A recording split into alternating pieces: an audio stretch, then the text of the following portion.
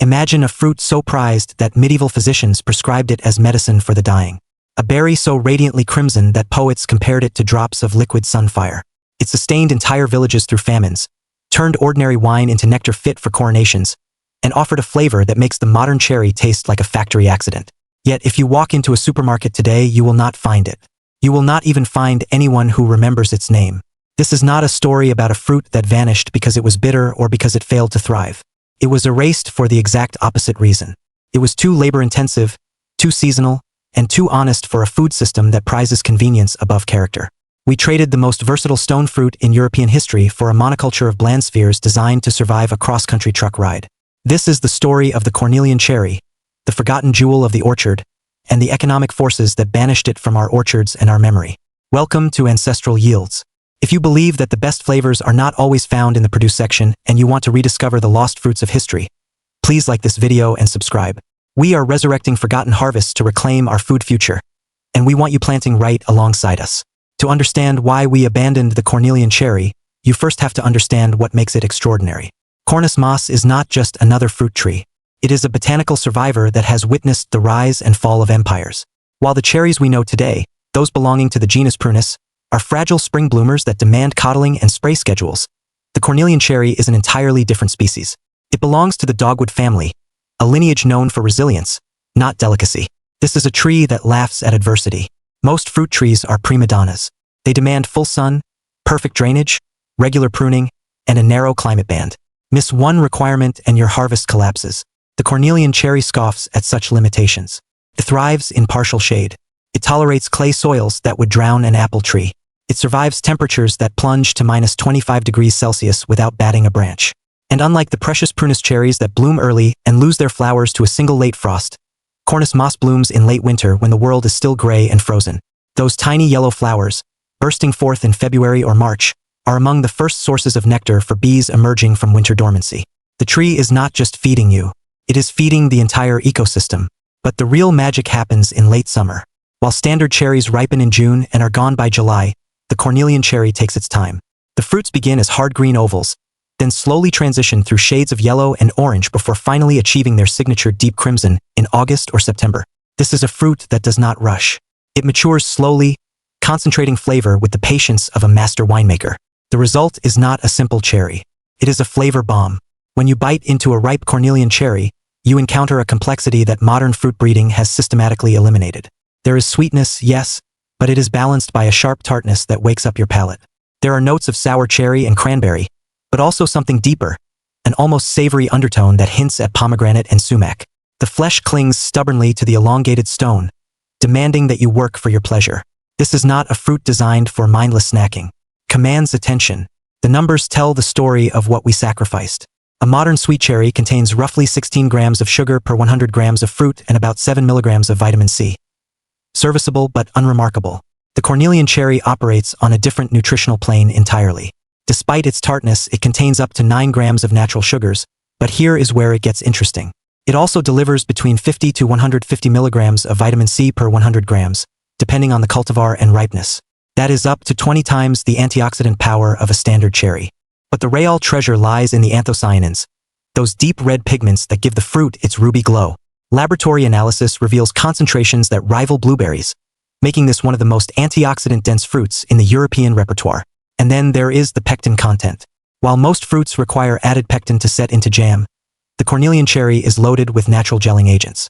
Boil these fruits with sugar and they transform into a preserve so thick and glossy it looks like stained glass. No additives required. This is a fruit that knows how to behave in the kitchen. This nutritional density made the Cornelian cherry invaluable in the ancient world. This was not peasant food grown out of desperation. It was cultivated wealth. The ancient Greeks knew it as Cornea and planted it in sacred groves. Homer mentioned it in the Odyssey, describing how Odysseus crafted his legendary olive wood bed with tools made from Cornelian cherry wood, a material prized for being harder than most metals of the age. The wood was so dense and tough that it was the preferred material for spear shafts and tool handles. You could feed your family with the fruit and arm your soldiers with the branches. It was a tree of total utility. The Romans elevated it to imperial status. They called it cornum and cultivated multiple varieties in their villa gardens. Pliny the Elder wrote extensively about its medicinal properties, recommending it for digestive complaints and fever. Roman soldiers on campaign carried dried Cornelian cherries as portable nutrition, a concentrated source of energy that would not spoil in a saddlebag. When Roman legions marched through Gaul and Germania, they planted Cornelian cherry trees along their roads as living markers and future food sources. Some of those trees still stand today, 2,000 years later, still fruiting, silent witnesses to an empire that crumbled into dust while they endured. After Rome fell, the Cornelian cherry remained standing. Throughout medieval Europe, it was known by a dozen regional names. Dirndl in Austria, Diran in Poland, Kizilcik in Turkey, where it remained a cornerstone of traditional medicine and cuisine. Monastic gardens across Europe maintained extensive plantings because the monks, those pragmatic botanists, recognized its triple value. The early flowers fed their bees. The fruits provided vitamin-rich preserves for the winter larder. And the dense wood supplied handles for their tools. Nothing was wasted. Everything served a purpose. In Eastern Europe, the Cornelian cherry achieved something close to cultural immortality. In Ukraine, it was called kizil, and its preservation was considered essential kitchen knowledge passed from grandmother to granddaughter. In Turkey, the fruit was transformed into a fermented drink called kizilcik sherbeti, a tart, refreshing beverage served at weddings and festivals. In the Balkans, Cornelian cherry jam became a point of regional pride, with villages competing over whose recipe achieved the perfect balance of sweet and sour. The fruit was not just food. It was identity. It was heritage preserved in glass jars. But in Western Europe, something was shifting.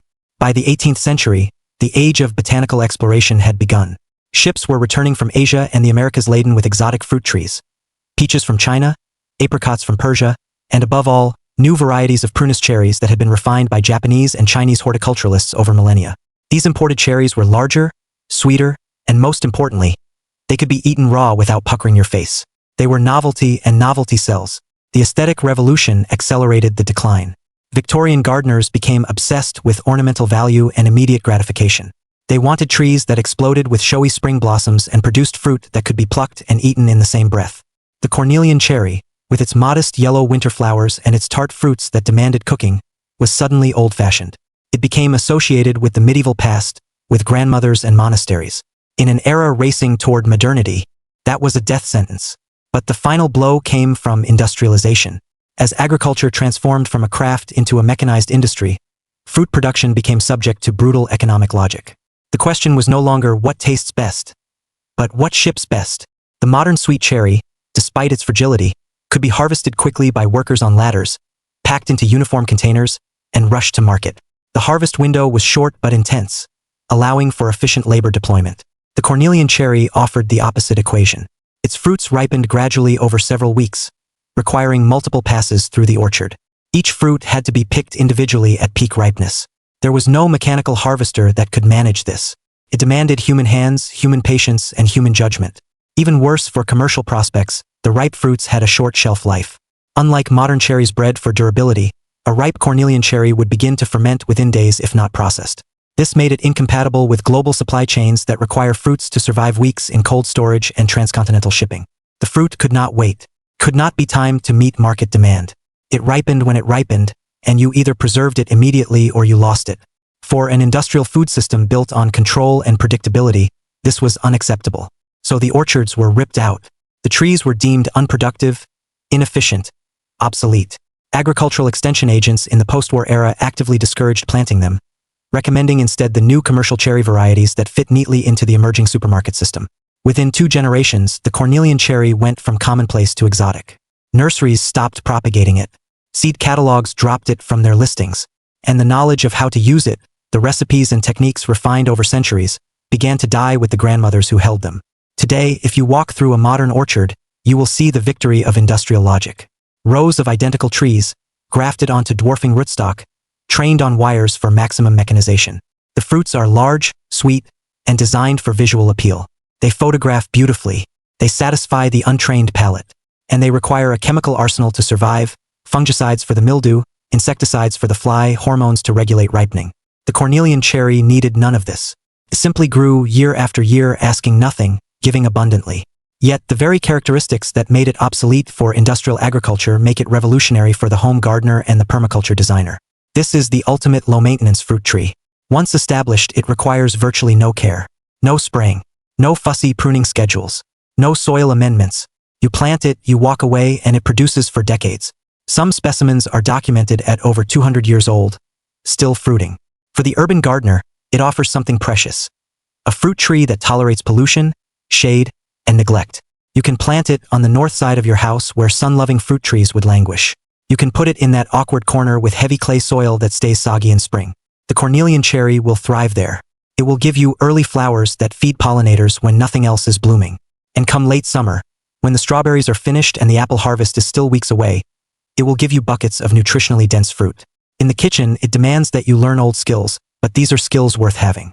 The raw fruit is too tart for most palates, though fully ripe specimens eaten straight from the tree have their devotees.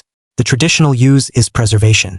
Cornelian cherry jam, made with equal parts fruit and sugar, transforms into a preserve of almost supernatural keeping quality.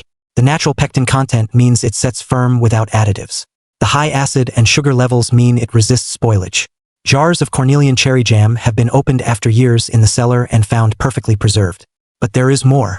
The fruits can be dried like raisins, creating chewy, tart nuggets that add complexity to trail mix or baked goods. They can be fermented into wine, producing a beverage that tastes like a cross between sour cherry wine and a dry rose. In Turkey, they are pickled with salt and spices, creating a condiment similar to preserved lemons. The juice can be extracted and concentrated into a syrup, kızılcık ekşisi, that serves as a base for beverages or a tart counterpoint to rich meats. Each method unlocks different facets of the fruit's complex flavor profile. For the permaculture enthusiast, the Cornelian cherry is a keystone species. It fills the early pollinator niche that few other plants occupy. It provides food for humans in late summer. The fruits that fall and are not harvested feed birds and small mammals through autumn. The dense wood can be coppiced for tool handles and stakes. And the tree itself, living for centuries, becomes a landmark, a living connection between generations. Your great-grandchildren could harvest from the tree you plant today. The story of the Cornelian cherry is a parable about what we lose when we let industrial efficiency dictate our relationship with food. We sacrificed the most resilient, most nutritious stone fruit in European history because it would not conform to the demands of mechanized harvesting and global shipping. We traded heritage for convenience, complexity for simplicity, and permanence for quarterly profits. But this is not a story about irreversible loss. The Cornelian cherry still exists. Small nurseries still propagate it. Seed savers still share it. And increasingly, people are rediscovering it, not as a relic of the past but as a solution for the future. In an era of climate instability, a fruit tree that tolerates temperature extremes, drought, and neglect is not obsolete. It is essential. In a world waking up to the emptiness of industrial food, a fruit that demands preservation skills and rewards patience is not primitive. It is sophisticated. Growing a Cornelian cherry today is an act of horticultural resistance. It is a rejection of the narrow palate offered by supermarket-produced departments. It is a reclamation of food sovereignty, the right to grow and eat things that cannot be bought.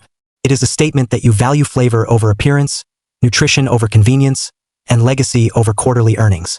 It is a declaration that you are willing to wait for something extraordinary rather than settle for the immediate mediocrity of the global supply chain. The Emperor's ruby belongs back in our gardens. It belongs back in our kitchens.